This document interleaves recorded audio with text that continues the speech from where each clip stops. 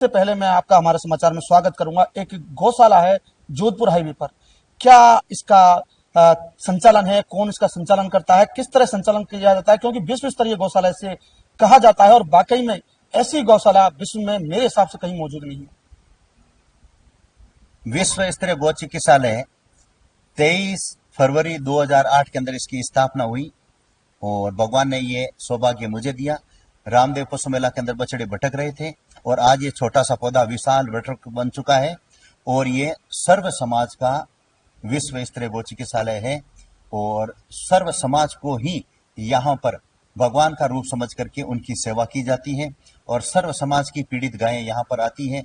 यूँ समझ लीजिए मैं इसका एक चौकीदार हूँ और इसके सभी हकदार हैं।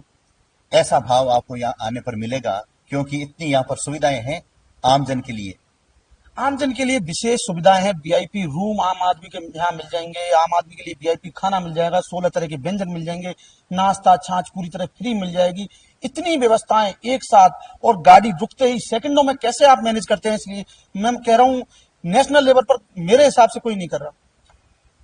देखिए सेवा का भाव होना चाहिए। मैं एक छोटा सा उदाहरण दूंगा। मैं एक सक्षम संत हूं, भगवान की कृपा है। मैं चाहता हूं तो मेरे 5-6 कथावाचक साल के अंदर 15-20 कथाएं करते हैं और अनेक 90% संतों के मन में यह है, कथावाचकों के मन में है कि मैं कथा करूं और मेरे पास में कई लोग आते हैं कि हम आपकी गौशाला के लिए कथा करेंगे। मैं कथा व्यासपीठ के पास में बैठ करके 7 दिन आराम से छड़ी छत्र लगा करके कथा आराम से सुन सकता हूं, प्रवचन दे सकता हूं, लेकिन बिल्कुल भी मन नहीं लगता है मुझे गोबर उठाना, गाय की सेवा करना, यात्रियों की सेवा करना। और आपने अभी देखा एक छोटा सा बालक आया, उसका भी मैंने कैसे जन्मोत्सव मनाया। प्रत्येक यात्री जिन्होंने मुझे 1 रुपया भी नहीं दिया उसका भी भगवान समझ करके स्वागत करता हूं। एक अतिथि, एक यात्री अंदर प्रवेश करता है और बाहर निकलता है और मेरे तक होते हुए वापस जाता है, 10 बार उसका स्वागत होता है। तो ये मन के अंदर सेवा का भाव होगा। कई जगह बड़े बड़े डायलॉग लिखे होते हैं, नर सेवा नारायण सेवा, लेकिन नहीं, हम लोगों की सेवा करेंगे तब काम होगा। और मेरे पास में तो ज्यादातर मतलब क्या है, आदिवासी है, गरीब तबके के लोग आते हैं, तो उनके लिए मैं खास कर तैयार रहता हूं। अब भादवा मेला आएगा, उसमें कम से कम 13 लाख लोग आएंगे, तो उनके लिए मतलब क्या है कि इतने 5 लोग कॉम्प्लेक्स है, कहीं वो लेटरिन भी चले जाते हैं खुले में, तो मैं तो आराम से हरिजन के साथ में सुबह उठ करके एक राउंड लेते हैं, लेटरिन तक भी उठा लेते हैं। यात्रियों की सेवा करें। भगवान श्री कृष्ण कहते हैं मेरे भक्तों की जो सेवा करेगा, समझ लीजिए साक्षात भगवान की सेवा है। मैं ये भाव रखता हूं और गौ माता की, यात्रियों की, पशु पक्षियों की, प्राणी मात्र की सेवा अपन करेंगे तो साक्षात आप भगवान की सेवा कर रहे हैं, ठाकुर जी की सेवा कर रहे हैं। ये हमारी भावना है। कुशालगिरी जी महाराज, मैंने देखा कि हजारों इंजर्ड गाय यहाँ आई हैं और उनकी सेवा, साथ में जो भी श्रद्धालु यहाँ आते हैं उनकी जमाई राजा की तरह सेवा यहाँ पर देखने को मिली है। ना कोई गंदगी, ना कोई बदबू। किस तरह से आपकी टीम है, मैनेज करती है? कितने लोगों की टीम और कितने इंजर्ड गाय और उनके अलावा पशु हैं? हमारे पास में नागौर और जोधपुर 2 जगहों पर यह काम चल रहा है। दोनों जगहों पर 2500 गौवंश बीमार आज की तारीख में भर्ती है। जैसे हॉस्पिटल के अंदर 100 बेड होते हैं तो वहां पर 100 मरीज आ सकते हैं, तो मेरे पास में 2500 गौवंश भर्ती है। रोजाना के 80 गौवंश 70 और 80 के बीच में एक्सीडेंट आते हैं। 18 एम्बुलेंस लगी हुई है। 500 गौशालाओं से बीमार गौवंश आता है। 5 राज्यों के घरेलू गौवंश मेरे पास में आते हैं। 5000 डॉक्टर कंपाउंडर तैयार करेंगे। 3230 डॉक्टर कंपाउंडर हमने तैयार कर दिए हैं। 100 कंपाउंडर आज की तारीख में मेरे पास में प्रशिक्षण ले रहे हैं नागौर और जोधपुर में।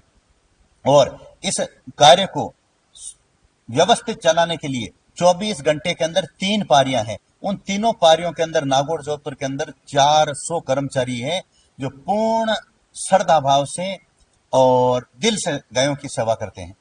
इस समय देश में 2 विचारधारा हो चुकी है, भरा मत मानिएगा। कोई कह रहा है गाय को राष्ट्रीय पशु बनाओ, कोई कह रहा है गाय को राष्ट्रीय माता बनाओ। एक मुख्यमंत्री है, उन्होंने तो ये तक कह दिया 14 साल बाद गाय के मांस बेच सकते हैं। किस तरह की विचारधारा है, क्या इससे सिद्ध होता है? जहां पर एक से अनेक, जहां पर करोड़ों लोग हो जाते हैं तो समझ लीजिए अनुपात होगा, कोई भी एक विषय होगा उस पर मतलब क्या विभिन्न प्रकार के तर्क होंगे और विभिन्न प्रकार की राय होगी।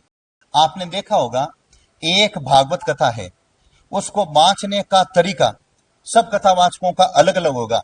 उसी प्रकार से गौ माता को राष्ट्रमाता बनाना, उनके लिए करोड़ों लोग समर्थन में होंगे तो करोड़ों लोग उसके खिलाफ भी होंगे, क्योंकि उनके पीछे राजनीतिक रोटी है, कुछ के राजनीतिक स्वार्थ है और किसी के कुछ स्वार्थ का कार्य चल रहा है। तो वो अपने हिसाब से मतलब किया है, वाणी कहेंगे। एक वाणी कभी नहीं हो सकती, ये प्रकृति का नियम है। बिल्कुल एक वाणी कभी नहीं हो सकती। आपने हस्ताक्षर अभियान चलाया है राष्ट्रीय पशु राष्ट्रीय माता की, किस लिए चलाया? यह चलाया कि हमने अब तक 40,000 दूसरे राउंड के अंदर साइन करवा चुके हैं और ये सारे पेपर आप देखिए, आप पूरे मैंने मंगवाए नहीं है, 24 घंटे कार्य चल रहा है। मेरे कहने का मतलब ये है कि अपने एक साइन से अगर गौ माता भारत के अंदर नहीं कटे तो उसका आप, मैं यौन से निवेदन करूंगा, पुण्य लीजिए आप, ये तो मौका है। अगर ये अभियान नहीं होगा तो फिर आप भले 100 साइन करो, कुछ मतलब ही नहीं है। आपके तो एक साइन अभी और इस समय अभियान के अंदर वो 1000 गुना आपके काम आएगा और जैसा कर्म करोगे वैसी गति मिलेगी। और मैं तो यही कहूंगा कि सर्वदेवो मयि गो, गावो विश्वस्य मात्र है। संपूर्ण धर्मों ने गाय को पूज्य माना है, बड़े बड़े उनके महापुरुषों ने, विश्व में अनेक धर्म हैं, उनके बड़े बड़े महापुरुषों ने भी गाय को पूज्य माना है। गाय कटनी नहीं चाहिए। और भारत के अंदर अगर गौ माता का रक्त जमीन पर अगर गिरता है, उसका परिणाम देश और समाज दोनों को भुगतना पड़ेगा। बिल्कुल आप मेरे साथ मौजूद रहे। आपकी मैंने एक टैगलाइन देखी है, जगह जगह लिखी हुई है, अनेक मंदिरों से चंदा चोरी की खबर आ रही है, लेकिन आपके यहाँ मेरे को एक अजीब चीज देखने को मिली कि हमारे पास जो गायों का पैसा आता है उसे रखा नहीं जाता है, किसी खाते में नहीं डाला जाता है, किसी जेब में नहीं रखा जाता है, तुरंत गौ सेवा में खर्च किया जाता है। ये विचारधारा आज उत्पन्न होनी चाहिए, आपके पहले ही हो चुकी, क्योंकि चंदा चोरी की खबरें आज आ रही है। बिल्कुल, हम जो पैसा आते हैं हाथों हाथ लगा देते हैं। अब गड़बड़ कहां हो रही है? गड़बड़ वहां हो रही है कि जहां पर करोड़ों रुपया, अरबों रुपया उन मंदिरों के पास में पड़ा है और खरबों रुपया भी भारत के अंदर पड़ा है, तो वहां पर जहां पैसे होंगे, जहां धन होगा, वहां लड़ाई झगड़ा होगा। मैं इस गौशाला को आज से करीब 10 साल पहले छोड़ के जाने लगा, लोग मेरे को लेके आ गए। पिछली बार चाय प्रकरण हुआ, मैंने वीडियो भी जारी कर दिया, इसको कोई भी व्यक्ति ले सकता है, लेकिन लेने के लिए अभी कोई नहीं आए। तो कहने का मतलब है कि देखो, मैं इसलिए बजट नहीं रखता हूं, बाहर पर्दा लगा हुआ है और उसमें साफ लिखा हुआ है और एक पर्दा आज और लग रहा है। मेरे को मारने के 4 षड्यंत्र हो चुके हैं, हमले। एक, मेरे 2 साथियों का मर्डर हो चुका है अब तक, और मेरे अध्यक्ष के पैर तोड़ दिए गए हैं, जिनका पैर कटने वाले थे, अहमदाबाद के अंदर इलाज करवाया, आज बड़े बड़े घाव उनके पैरों पर है। मेरे कर्मचारियों पर, जैसे ये श्रवण सेन है, ऐसे लोगों पर हमले हो चुके हैं।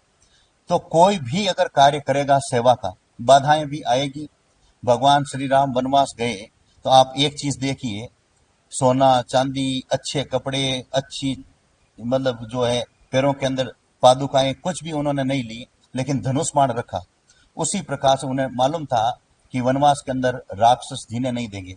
इतना सुंदर काम अगर चलता है, ये लाखों लोगों की आस्था का केंद्र है विश्व स्तरीय गौ चिकित्सालय, लेकिन दर्जनों लोग 0.1% से भी पॉइंट कम ये नहीं चाहते कि यह सेवा चले, क्योंकि कुछ गौशालाएं ये चाहती है कि इतनी अच्छी कह रहे हैं तो हमारी बदी लग रही है।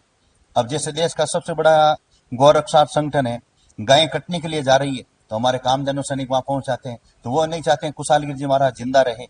और कुछ लोग आजकल देखिए, मैं कहता हूं अगर आप व्यापारी होते, बिजनेसमैन, तो आपको ब्लैकमेल करने की भी कुछ लोग कोशिश करते। और भारत के अंदर ऐसे ऐसे हैं जहां यहाँ से बाहर गए हैं मारवाड़ी, उनसे हफ्ता लेते हैं, महीना लेते हैं, ऐसे मेरे पास में समाचार भी है। तो वे लोग चाहते हैं कि कुशालगिरी जी महाराज हमें भी कुछ मतलब क्या, हम उनको ब्लैकमेल करें और ये कुछ हमारे को पैसा दें ताकि हम मतलब ऐसो आराम करें। जब तक धरती पर जीऊंगा, ब्लैकमेल ना तो मैंने जिंदगी में किसी को किया है और ना ब्लैकमेल होऊंगा। मैं गायों का पैसा नहीं दे सकता, मैं मर सकता हूं। और चाय प्रकरण के अंदर भी यही हुआ था कि मैं यहां पर था ही नहीं और हमारे आदमियों पर 2 बार मारपीट हुई थी। तब हमारे आदमी वापस जवाब देने के लिए जाते हैं तो उस बात को इतना लेते हैं, उनका टारगेट था कुशालगिरी जी महाराज को जेल में डालना। वो आएंगे तो कुछ पैसा देंगे, लेकिन ये मैं निवेदन करूंगा कि अपनी खोपड़ी से जो असामाजिक तत्व है, राजनीतिक लोग दिमाग से निकाल लें, बॉस मर सकता है लेकिन गायों का 1 रुपया भी आपको ब्लैकमेल के लिए नहीं दे। मैं उस विचार का आदमी हूं। संतों को तो जहां पर ये राजनेता गलत चलते हैं उनका विरोध करके उनको दिशा देना चाहिए, मार्गदर्शन करना चाहिए, ये संतों का काम है। फिर कहते हैं अब कई संत तो अपने मठ का भी ध्यान रख रहे हैं, राजनीति में भी टांग फंसा रहे हैं। तो इससे मतलब क्या है कि फिर वो ईश्वर पर भरोसा कहाँ रहा। फिर वो मारवाड़ में क्या जो खाटो खिचड़ो तो हुई। तो इसलिए संतों का काम है राजा को मार्गदर्शन करना। आप जियो, मैं कहता हूं वशिष्ठ मुनि की तरह राजा के पास में बैठो, अच्छी राय दो, चाणक्य की तरह जीवो आप। तो मैं कभी भी राजनीति के अंदर नहीं जाऊंगा। मेरा एक ही मात्र ये शरीर गायों के लिए है और ये शरीर भारतीयों के यानी कि आमजन के लिए, 36 कौम की यात्रियों की सेवा के लिए है और इसके लिए मैं कुछ भी कर सकता हूं। इसलिए मैं मतलब क्या बड़ी बड़ी कथा में नहीं जाता हूं, बड़े बड़े कार्यक्रम में जाता हूं तो ज्यादा वो संस्था से जुड़े हुए हैं तो कुछ देर के लिए जाता हूं। महीने में 30 निमंत्रण आते हैं, 4 या 5 में जाता हूं, वो भी इसलिए कि कोई दानदाता है या संस्था के जुड़े हुए हैं, वो लोग काफी कहते हैं तब जाता हूं। मैं तो इसी हाल में रहता हूं, हे प्रभु मेरे को यही सद्बुद्धि देना, मैं अंतिम सांस तक गायों की सेवा करता रहूं, अंतिम सांस तक यात्रियों की सेवा करता रहूं, यही चाहता हूं। तो ये मेरे साथ रहे कुशाल गिरी जी महाराज, जो महामंडलेश्वर हैं, विश्व स्तरीय गौ चिकित्सालय के संचालक है, जो जोधपुर रोड पर स्थित है, जिन्होंने साफ शब्दों में कहा है कि एक संत को संत की परंपरा में रहना चाहिए, धर्म के लिए अर्थ को त्याग कर काम को देखते हुए मोक्ष की प्राप्ति के लिए एक संत को कार्य करना चाहिए। वीडियो जर्नलिस्ट मुकेश के साथ विवेक सिंह जादव, नागौर।